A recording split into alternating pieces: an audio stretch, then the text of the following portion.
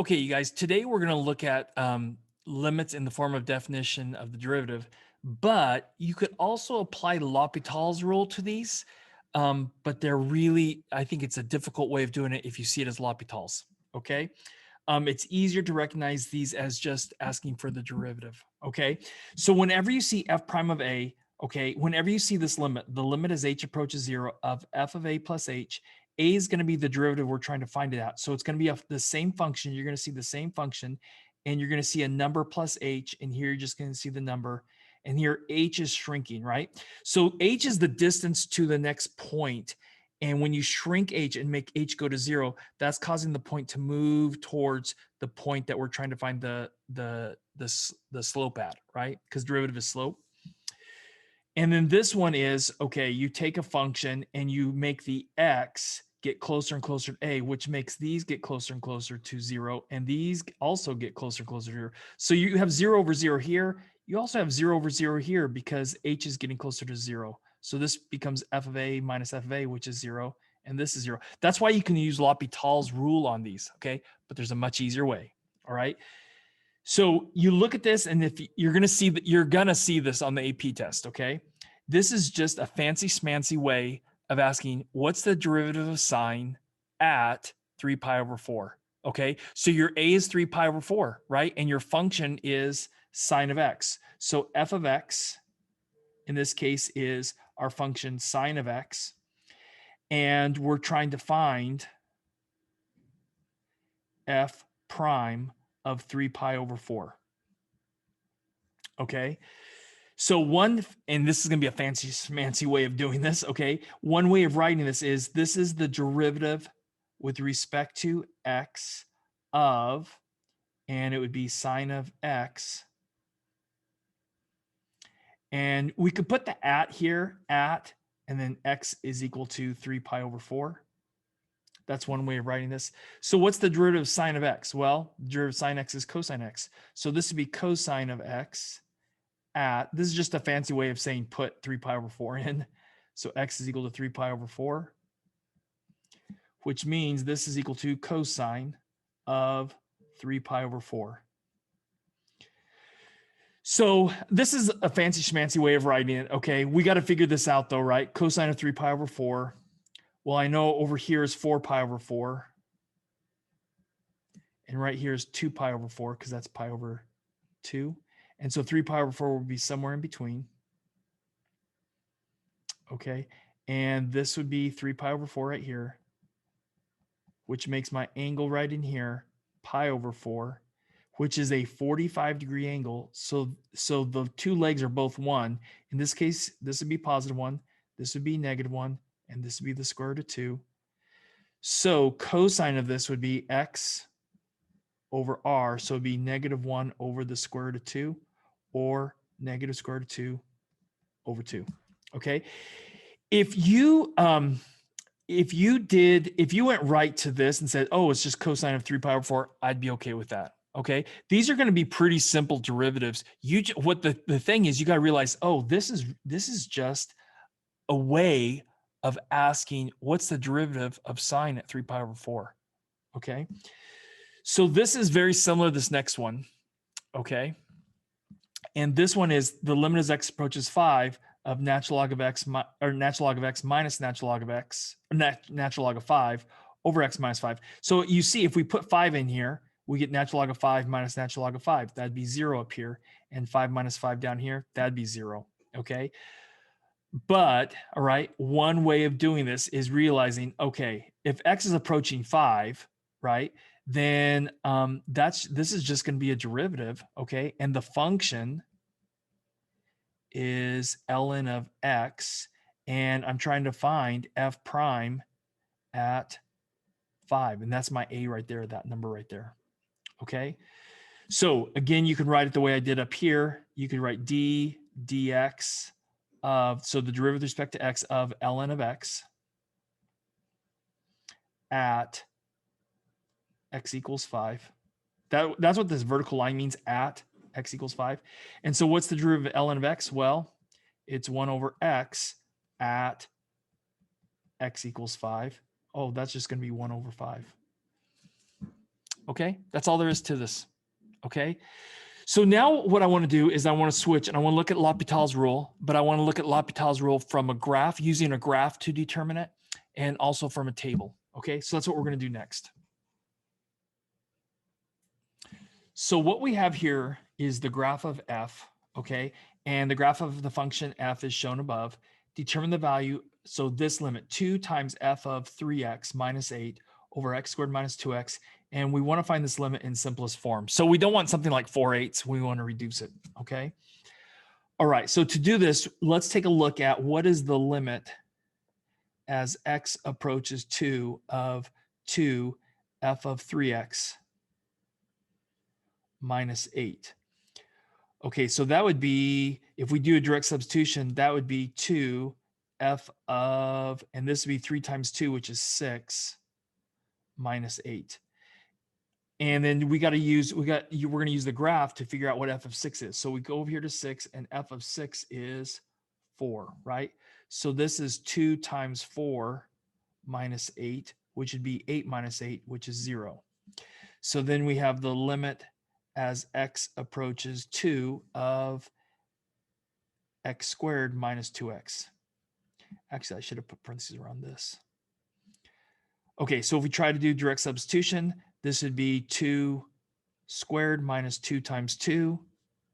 That'd be 4 minus 4, so that would also be 0. So we can use L'Hopital's rule, right? Because we're getting from this, we're getting 0 over 0. Now, if you're not getting 0 over 0, okay, then you can actually figure out the limit directly by direct substitution, okay? And it would be whatever this is over this, unless the denominator becomes 0 and the numerator becomes number, then it's going to be either infinity or negative infinity, okay? All right, so what this means is that the limit as x approaches 2 of 2 f of 3x, I'm just writing the problem, minus 8 over x squared minus 2x can be found by taking the limit as x approaches 2 of 2 times, all right, because that's just a constant, and we got to take the derivative of the function, so that'd be f prime of 3x. But because we're putting 3x in, we got to use the chain rule. So this would also be times the derivative of 3x, which is 3, minus the derivative of 8, which would be 0, so we're not going to write it, over, and then this would be 2x minus 2. So trying to do the direct substitution, that would, well, I'm going to clean this up a little bit first before I do the direct substitution, because I can multiply the 2 and the 3. So this becomes the limit as x approaches 2 of 6, because 2 times 3 is 6, times f prime of 3x all over 2x minus 2. Now we try to do the direct substitution, and we get 6 times f prime of, and we try to put 2 in here, that would be f prime of 6 over, and this would be 2 times 2 minus 2.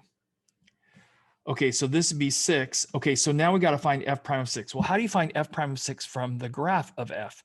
Well, these are nice straight line segments, right? So what that means is I got to find the slope at right here. That's what this means, right? F prime of 6 means what's the slope of the function at 6? Well, this is a nice straight line. This point right here is 8, 8.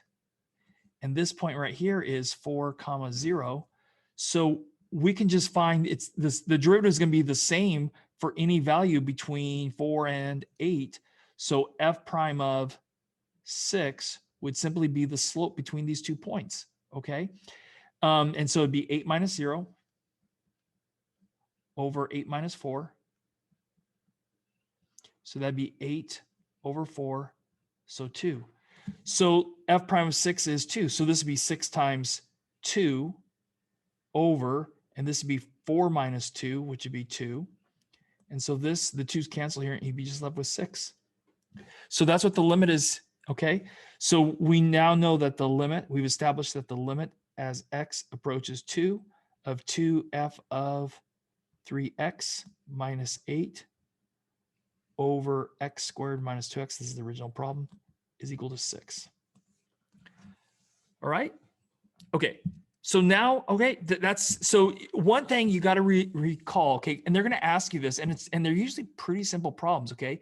If they give you the graph of f and they're asking you for the derivative, okay, and you have nice line segments like you do here, the derivative is just going to be the slope between the 2 points, right? Between any 2 points. You could have also gone, okay, you can tell that it goes from here to here and up 2 and right 1. Oh, the slope is 2.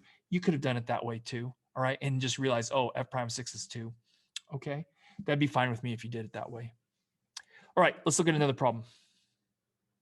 So really, this is the same problem as the last one, but instead of getting the information from a table or a graph, we're going to get it from a table, okay? So we're going to be able to find the derivative and the function values using this table, okay? So these are my x values, 1, 2, 3, 4, 5, and 6, and these are the function values, and these are the derivative values at each of these x's, okay? So, all right, we want to find the limit as x approaches 2 of 2 f of 3x minus 3x squared. So we want to find the limit of the numerator, and we also want to find the limit of the denominator. So the limit as x approaches 2 of 5x squared minus 10x. If this comes out to be 0 over 0 and 0, or if it comes out to be infinity, some type of infinity and some type of infinity, then we can use L'Hopital's rule. Okay. If it doesn't, then we're going to be able to evaluate and figure out what the value is, okay, without using L'Hopital's. Okay, so if we try to do a direct substitution, this would be 2 times, and this would be f of 6. And I'm going to change this parenthesis to an f of 6. All right. And then minus 3 times 2 squared. Okay, so this would be 2 times and then f of 6. So here's 6. What's f of 6? Well, it'd be 6, right? Minus 3 times 4, because 2 squared is 4. So this is 12 minus, and this is 12. So that's going to give us 0. Okay, so already our numerator is 0. Okay, so how about this one? This would give us 5 times 2 squared minus 10 times 2. 2 squared is 4 times 5 is 20. And this would be minus 20. So that would also give us 0. Okay, so we got 0 and we got 0. So that means we can use the L'Hopital's rule. Okay, so back to this, the limit as x approaches 2 of 2f of 3x minus 3x squared over 5x squared minus 10x is equivalent to finding the limit as x approaches 2. And this would be 2 times, and it's going to be f prime of 3x. But because we don't have x in here, we have 3x. We're going to multiply that by 3, and then minus, and this would be 3 times 2, so 6x over, this would be 10x minus 10. Okay, so cleaning this up a little bit, this would be equivalent to the limit as x approaches 2 of, we can multiply this 2 and this 3, which makes 6f prime of 3x minus 6x over 10x minus 10. Okay, doing direct substitution, that'd be 6 times f prime of, and then 3 times 2, that'd be f prime of 6 minus 6 times 2 over 10 times 2 minus 10. So this is equal to 6 times, and then f prime of 6. So f prime of 6 is 8. Okay, so 6 times 8 minus, and that'd be, if we want to write 12. And this would be 20 minus 10, which would be 10. And then this would be 48 minus 12 over 10. And then 48 minus 12 is 36 over 10. And both those are even, so this would be 18 over 5. And that's our answer. Okay. All right, guys. And so that's L'Hopital's rule from a table. Okay. A lot of times, these types of questions are on the free response, okay, portion where you write it out. Okay. And so these are kind of, I mean, in a way, they're kind of gimme points. But What's hard about them is you got to remember L'Hopital's rule, right? And you got to write, this is going to be important. You got to write these two limit statements, right? They won't even, here's the problem. They won't even look at the problem if you don't write these two limit statements. Okay. So because you're not saying, oh, here, I can use L'Hopital's rule. All right. Okay, guys, that's it for today. That was quick and hopefully easy for you. All right. A little bit easier than what we've been doing. Okay. And expect a problem on the test that's similar to these. Okay. All right, you guys, have a good day.